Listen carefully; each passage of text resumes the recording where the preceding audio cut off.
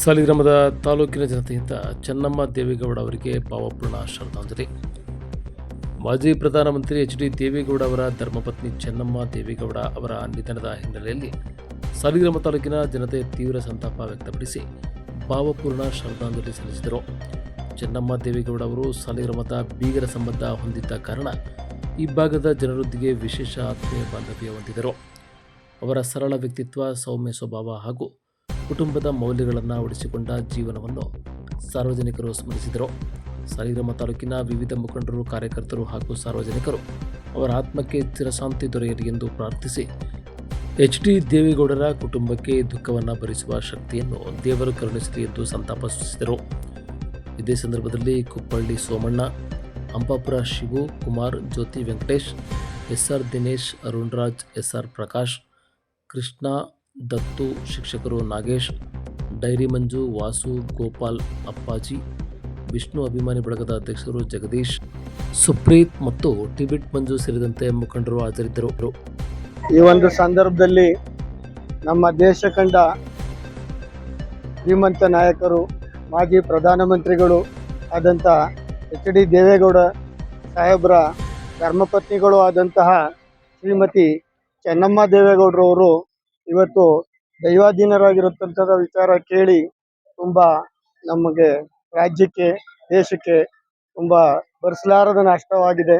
ಆ ದೇವರು ಅವ್ರಿಗೆ ಇವತ್ತು ಆತ್ಮಕ್ಕೆ ಎಲ್ಲ ಸಾಲಿಗ್ರಾಮದ ಜನತೆಯ ಪರವಾಗಿ, ಸಾಲಿಗ್ರಾಮ ತಾಲೂಕಿನ ಜನತೆಯ ಪರವಾಗಿ ಹಾಗೂ ಎಲ್ಲ ರಾಜ್ಯದ ಜನತೆಯ ಪರವಾಗಿ ಅವರ ಆತ್ಮಕ್ಕೆ ದೇವರು ಶಾಂತಿಯನ್ನು ಕೊಡ್ಲಿ ಅಂತ ಈ ಸಂದರ್ಭದಲ್ಲಿ ನಾನು ಕೇಳ್ಕೊತಾ ಇದ್ದೀನಿ. ಕಂಡಂತ ಅತ್ಯುತ್ತಮ ಪ್ರಧಾನಮಂತ್ರಿಯಾದಂಥ ಎಚ್.ಡಿ. ದೇವೇಗೌಡರ ಧರ್ಮಪತ್ನಿ ಅಗಲಿರುವುದು ನಮ್ಮೆಲ್ಲರಿಗೂ ದುಃಖ ಬಂದಿರತಕ್ಕಂಥ ಸಂದೇಶವಾಗಿದೆ.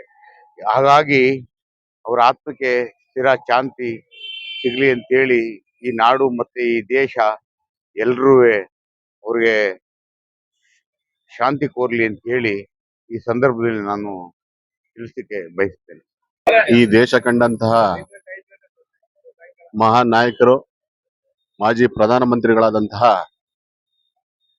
ದೇವೇಗೌಡರ ಧರ್ಮಪತ್ನಿಯವರಾದಂತಹ ಚೆನ್ನಮ್ಮನವರು ಇವತ್ತು ನಮ್ಮನ್ನೆಲ್ಲ ಅಗಲಿದ್ದಾರೆ. ಅವರ ಒಂದು ಆತ್ಮಕ್ಕೆ ಚಿರಶಾಂತಿಯನ್ನು ಸಿಗಲಿ ಅಂತ ಅಂದ್ಬಿಟ್ಟು ನಮ್ಮ ಸಾಲಿಗ್ರಾಮದ ಸಮಸ್ತ ಗ್ರಾಮಸ್ಥರ ಪರವಾಗಿ ಈ ಒಂದು ಶ್ರದ್ಧಾಂಜಲಿ ಕಾರ್ಯಕ್ರಮವನ್ನ ಏರ್ಪಡಿಸಿದ್ದಾರೆ. ಅವರ ಆತ್ಮಕ್ಕೆ ಶಾಂತಿ ಸಿಗ್ಲಿ ಹಾಗೂ ಅವರು ಕೊಟ್ಟಂತ ಒಂದು ಕುಡಿಗಳೇನಿದೆ, ಕುಮಾರಣ್ಣವರಾಗ್ಬೋದು, ರೇವಣ್ಣವರಾಗ್ಬೋದು, ಇವತ್ತು ಈ ದೇಶ ಹಾಗೂ ರಾಜ್ಯದಲ್ಲಿ ಸಮರ್ಪಕವಾಗಿ ಒಂದು ಜನತೆಗೆ ಒಂದು ಉತ್ತಮವಾದಂತ ಆಡಳಿತ ಕೊಡ್ಕೊಂಡು ಹೋಗ್ತಾ ಇದ್ದಾರೆ. ಅಂತಹ ಒಂದು ಮಹಾನ್ ತಾಯಿಯನ್ನ ಕಳ್ಕೊಂಡಿರುವಂತದ್ದು ನಮ್ಮ ನಾಡಿನ ಹಾಗೂ ಯಾಕೆಂದ್ರೆ ನಮ್ಮ ಸಾಲಿಗ್ರಾಮಕ್ಕೆ ಅವರು ಬೀಗರು, ಅವನ್ನ ಕಳ್ಕೊಂಡಿರುವಂತದ್ದು ನಮ್ಗೆಲ್ಲ ಬಹಳ ದುಃಖ ತರಿಸ್ತಾ ಇದೆ. ಅವರ ಕುಟುಂಬಕ್ಕೆ ಹಾಗೂ ಅವರ ಎಲ್ಲಾ ಒಂದು ಬಂಧು ಬಾಂಧವರಿಗೂ ಸಹ ಒಂದು ಶಾಂತಿಯನ್ನು ಸಿಗ್ಲಿ ಅಂತ ಅನ್ಬಿಟ್ಟು, ನೆಮ್ಮದಿ ಸಿಗ್ಲಿ ಅಂತ ಅನ್ಬಿಟ್ಟು ಈ ಒಂದು ಸಂದರ್ಭದಲ್ಲಿ ನಾನು ಪ್ರಾರ್ಥಿಸ್ತಾ ಇದ್ದೀನಿ. ಪ್ರಧಾನಿಗಳಾದಂತ ಎಚ್.ಡಿ. ದೇವೇಗೌಡರವರ ಪತ್ನಿಯಾದಂತ ಶ್ರೀಮತಿ ಚೆನ್ನಮ್ಮನವರು ಇವತ್ತೊಂದು ದಿನ ದೈವಾಧೀನರಾಗಿದ್ದಾರೆ. ಅವರು ನಮ್ಮ ಮಾಜಿ ಪ್ರಧಾನಿ ದೇವೇಗೌಡರಿಗೆ ಬೆನ್ನೆಲುಬಾಗಿ ಎಲ್ಲಾ ರೀತಿಯಲ್ಲೂ ಕೆಲಸ ಕಾರ್ಯಗಳಿಗೆ ಕೈ ಜೋಡಿಸಿ ಅವರನ್ನ ಏನೇ ತೊಂದರೆಯಲ್ಲಿದ್ರು ಕೂಡ ಆ ಸಮಸ್ಯೆಗಳಿಗೆ ಸಹಕಾರ ಮಾಡಿ ಬಂದಂತ ಅತಿಥಿಗಳಿರ್ಬೋದು, ಅವ್ರಿಗೆಲ್ಲ ಊಟ ಉಪಚಾರಗಳನ್ನು ನೀಡಿ ಹಾಗೂ ಕೈಲಾದಂತ ಸಹಾಯವನ್ನು ಮಾಡಿದಂತ ಒಬ್ಬ ಧೀಮಂತ ಪ್ರಧಾನಿಗಳ ಹೆಂಡತಿ ಆದಂತ ಚೆನ್ನಮ್ಮನವರು ದೈವಾಧೀನರಾಗಿದ್ದಾರೆ. ಅವರಿಗೆ ಸಾಲಿಗ್ರಾಮದ ಜನತೆ ಹಾಗೂ ಸಾಲಿಗ್ರಾಮ ಗ್ರಾಮಸ್ಥರ ಪರವಾಗಿ ನಾವು ಶ್ರದ್ಧಾಂಜಲಿ ಕಾರ್ಯಕ್ರಮವನ್ನ ಅರ್ಪಿಸುತ್ತಿದ್ದೇವೆ. ಈ ದೇಶ ಕಂಡ ಪ್ರಧಾನಮಂತ್ರಿಗಳಾದ ಎಚ್.ಡಿ. ದೇವೇಗೌಡರ ಧರ್ಮಪತ್ನಿ ಚೆನ್ನಮ್ಮನವರು ದೈವಾಧೀನರಾದ ದಿನ. ಏನು ಈ ಸಾಲಿಗ್ರಾಮದ ಬೀಗರು, ಹಾಗೆ ಇಲ್ಲಿಯ ಬೀಗರು, ಸಾಲಿಗ್ರಾಮ ಬೀಗರು, ಇವರು ಬಹಳ ಅಂದ್ರೆ ನಮ್ಮ ಗ್ರಾಮ ಪ್ರದೇಶದಾಗೆ ಇದ್ರು. ಪ್ರಧಾನಿ ಎಂತಿ ಅಂತಾನೆ ಅವರು ಯಾರು ಬಿಂಬಿಸ್ತಿರ್ಲಿಲ್ಲ. ನಾವೊಂದ್ಸರಿ 1994ರಲ್ಲಿ ರಾಮನಗರದ ಎಲೆಕ್ಷನ್ಗೆ ಹೋದಾಗ ನಾವೊಂದು 7 ಜನ ಇದ್ದ ಸಾಲಿಗ್ರಾಮದಿಂದ ಹೋದಾಗ, ಅಲ್ಲಿ ಊಟಕ್ಕೆ ಇಟ್ಟಾಗ ನಾವು ಲಾಸ್ಟಲ್ಲಿ ಹೋಗಿದ್ದು ಲೇಟಾಗಿ 7 ಜನ ಸ್ವೀಟ್ ಹಾಕಿರ್ಲಿಲ್ಲ. ಅವ್ರು ಗಲಾಟೆ ಮಾಡಿ ಬದ್ದು ಸ್ಪೀಡ್ ಹಾಕ್ಸಿದ್ರು. ಆ ಸ್ವಾಭಿಮಾನ ಹೊಂದಿರೋರು ಇವರು. ಏನಂದ್ರೆ ಒಬ್ರು ಪ್ರಧಾನಮಂತ್ರಿ, ಒಬ್ರು ನಾವು ಇಂಥವ್ರು ಅಂತ ಹೇಳಿಲ್ಲ. ಏನು ಹಳ್ಳಿ ಗ್ರಾಮಾಂತರ ಪ್ರದೇಶ ಜನ ಇದ್ರು ಆ ರೀತಿಲಿ ಇದ್ದಂತರು.